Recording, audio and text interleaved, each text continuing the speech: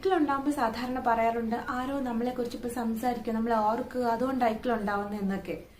സത്യത്തിൽ അതൊന്നും അല്ല യഥാർത്ഥ കാരണം എന്ന് വെച്ചാലും, സാധാരണ ഇക്കിള് മാറാൻ വേണ്ടിയിട്ട് ശാസ്ത്രീയമായി യാതൊരു അടിത്തറയുമില്ലാത്ത ചില പരമ്പരാഗതമായി തുടർന്നു വരുന്ന ചില രീതികളൊക്കെ ചെയ്യാറുണ്ട്. ഉദാഹരണത്തിന് നാക്ക് വലിക്കുക, ഒരാളെ ചാടാൻ പ്രേരിപ്പിക്കുക തുടങ്ങിയവയ്ക്ക്. ഇത്തരത്തിലുള്ള യാതൊരു നാട്ടറിവുകളും കുഞ്ഞുങ്ങളുടെ കാര്യത്തിൽ നമ്മൾ പ്രയോഗിക്കാതിരിക്കുന്നതാണ് ഏറ്റവും അഭികാമ്യം.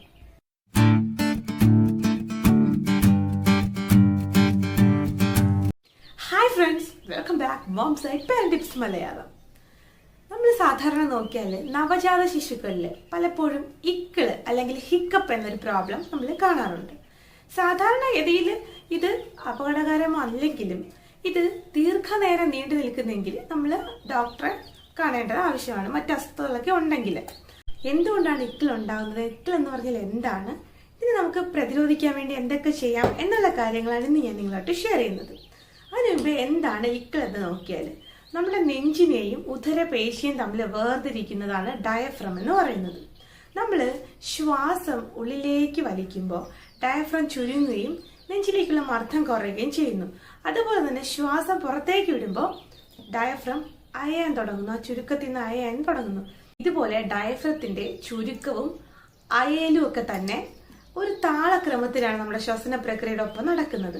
എന്നാൽ ചില സമയത്ത് ഡയഫ്രത്തിന്റെ ചുരുക്കത്തിലും അതുപോലെ തന്നെ അയയുന്നതിലും ഒരു പ്രശ്നം വരാറുണ്ട്. അതായത് ഇത് കാരണമില്ലാതെ അധിക നേരം ചുരുങ്ങുകയൊക്കെ ചെയ്യാൻ സാധ്യതയുണ്ട്. അങ്ങനെ ഡയഫ്രം ചുരുങ്ങുമ്പോൾ നമ്മളെ ശ്വാസനാളവും അതുപോലെ വോക്കൽ കോളും അടയാൻ സാധ്യതയുണ്ട്. ഇങ്ങനെ ശ്വാസനാളവും വോക്കൽ കോളും അടയുമ്പോൾ വായു ഉള്ളിലേക്ക് വലിച്ചെടുക്കപ്പെടുന്നു. ഇത്തരത്തിൽ വായു ഉള്ളിലേക്ക് വലിച്ചെടുക്കപ്പെടുമ്പോൾ ഉണ്ടാവുന്ന വായു സഞ്ചാരത്തിലെ ഒരു വ്യത്യാസമാണ് ഇക്കിൾ എന്ന ശബ്ദമായിട്ട് നമുക്ക് പുറത്തു കേൾക്കാൻ സാധിക്കുന്നത്. സാധാരണഗതിയിൽ ഇത് പ്രോബ്ലം ഇല്ല, തനിയെ മാറാറുണ്ട് ചിലപ്പോഴൊക്കെ. എന്നാൽ കുഞ്ഞുങ്ങളിൽ ഇത് 48 മണിക്കൂറിലധികം നീണ്ടു നിൽക്കുക അല്ലെങ്കിൽ കുറച്ച് സമയം അധികം നീണ്ടു നിൽക്കുക, മറ്റ് അസ്വസ്ഥതകളും ബുദ്ധിമുട്ടും ഒക്കെ ഉണ്ടെങ്കിൽ തീർച്ചയായിട്ടും ഡോക്ടറെ കാണേണ്ടതുണ്ട്.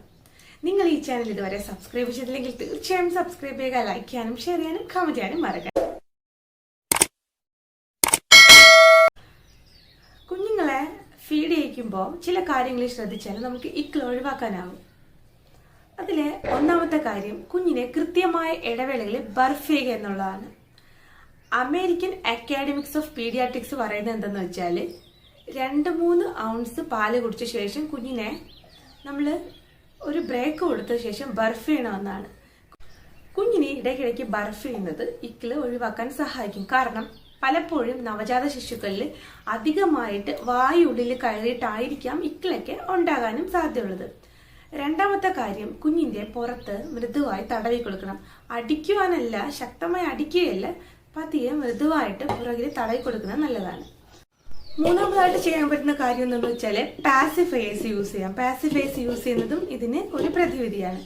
നാലാമതായിട്ട് നമുക്ക് പറ്റുന്ന എന്തെന്ന് വെച്ചാൽ കുഞ്ഞുങ്ങളെ ആ ഒരു അവസ്ഥയിലങ്ങ് വിട്ടേക്കുക. കാരണം ഇത് കുറച്ച് കഴിയുമ്പോൾ തനിയെ മാറിക്കൊള്ളും. അത് നമ്മൾ ആശങ്കപ്പെടേണ്ട കാര്യമില്ല. അത് നീണ്ടു പോകുന്നെങ്കിൽ മാത്രം നമ്മൾ ശ്രദ്ധിച്ചാലും മതി. അഞ്ചാമത്തെ കാര്യം എന്ന് വെച്ചാൽ ബോട്ടിൽ ഫീഡ് ചെയ്യുന്ന കുട്ടികളാണെങ്കിൽ ആ ബോട്ടിൽ ശ്രദ്ധിക്കണം ഡിസൈൻ ചെയ്തേക്കുന്നത് എങ്ങനെയാണെന്ന്. ചിലപ്പോൾ ചില ബോട്ടിലുകൾ കുറച്ച് വൈഡ് ആയിട്ടായിരിക്കും സാധാരണ ബോട്ടിലുകളെക്കാളും. അങ്ങനെയാണെങ്കിൽ അധികമായിട്ട് വായു കയറാൻ സാധ്യതയുണ്ട്. അപ്പോൾ അതൊന്ന് ചെക്ക് ചെയ്യുക. ഇനി ആറാമതായിട്ട് ചെയ്യാൻ പറ്റുന്ന കാര്യം എന്ന് വെച്ചാൽ ഗ്രേപ്പ് വാട്ടർ കൊടുക്കുന്നത് നല്ലതാണ്. ഗ്രേപ്പ് വാട്ടറിൽ പെരിഞ്ചീരകവും കറുവപ്പട്ടയും ഒക്കെ ഉള്ളത് കൊണ്ട് തന്നെ വയറിലുള്ള ഗ്യാസിനും മറ്റ് പ്രോബ്ലംസിനും നല്ലതാണ്. പക്ഷേ ശാസ്ത്രീയമായി ഇത് പ്രൂവ് ചെയ്തിട്ടുള്ള കാര്യമല്ല ഗ്രേപ്പ് വാട്ടർ കൊടുക്കുന്നതെന്ന്. നമ്മൾ പരമ്പരാഗതമായി ഗ്രേപ്പ് വാട്ടർ കുഞ്ഞുങ്ങൾക്ക് കൊടുക്കാറുണ്ടല്ലോ. അപ്പോൾ അത് ശാസ്ത്രീയമായി ഇക്കിള് മാറാൻ സഹായിക്കുമെന്ന് പ്രൂവ് ചെയ്തിട്ടില്ല. പക്ഷെ ഗ്രേപ്പ് വാട്ടർ കൊടുക്കുന്നത് നല്ലതാണ്. അതുപോലെ തന്നെ കുഞ്ഞുങ്ങൾക്ക് ഇക്കിള് വരാതെ നമുക്ക് കുറച്ച് പ്രിവെൻഷൻ എടുക്കാവുന്നതാണ്.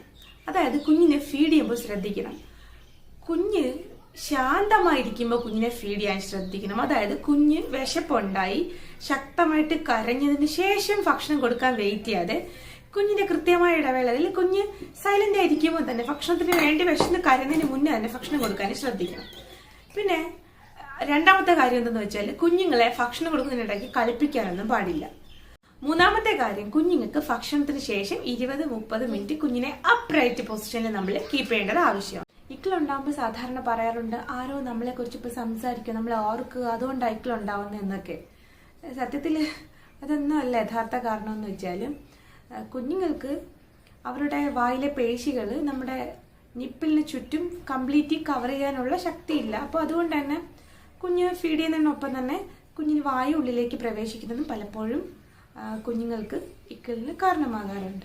പിന്നെ കുഞ്ഞിനെ അമ്മ ബ്രസ്റ്റ് ഫീഡ് ചെയ്യുന്ന സമയത്ത് കുഞ്ഞിന്റെ വാ മുഴുവനായിട്ട് അമ്മയുടെ നിപ്പിളിൽ കവർ ചെയ്തിരിക്കുന്നു എന്ന് ഉറപ്പ് വരുത്തണം.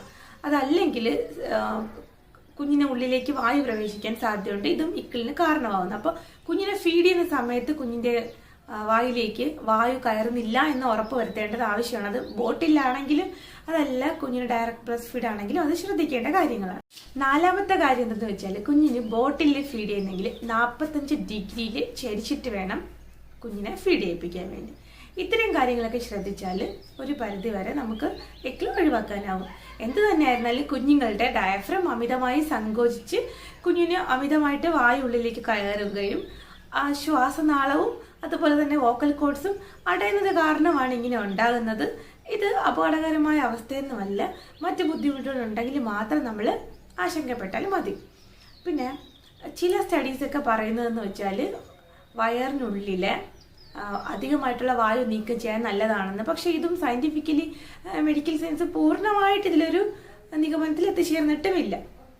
ഇനി ചില നാട്ടുമ്പുറത്തൊക്കെ ചെയ്യുന്ന കാര്യം എന്തെന്ന് വെച്ചാൽ, കുഞ്ഞിനെ അല്ലെങ്കിൽ മുതിർന്നവരെയൊക്കെ ആയിരുന്നാലും ചെറിയ കുഞ്ഞിനെ ചാടാൻ അറിയത്തില്ലല്ലോ, ചാടിപ്പിക്കുക, അല്ലെങ്കിൽ നാക്ക് പുറത്തേക്ക് വലിക്കുക, തലകീയായി വെള്ളം കുടിപ്പിക്കുക, അങ്ങനെ ചില കാര്യങ്ങളൊക്കെ നാട്ടു രീതിയിലൊക്കെ ചെയ്യാറുണ്ട്. പക്ഷെ ഇതൊന്നും സയന്റിഫിക്കലി പ്രൂവ് ചെയ്ത കാര്യങ്ങളൊന്നും അല്ല. നമ്മുടെ കുഞ്ഞിന്റെ കാര്യത്തിൽ നമ്മൾ നാട്ടറിവുകളൊന്നും പ്രയോഗിക്കേണ്ട കാര്യമില്ല.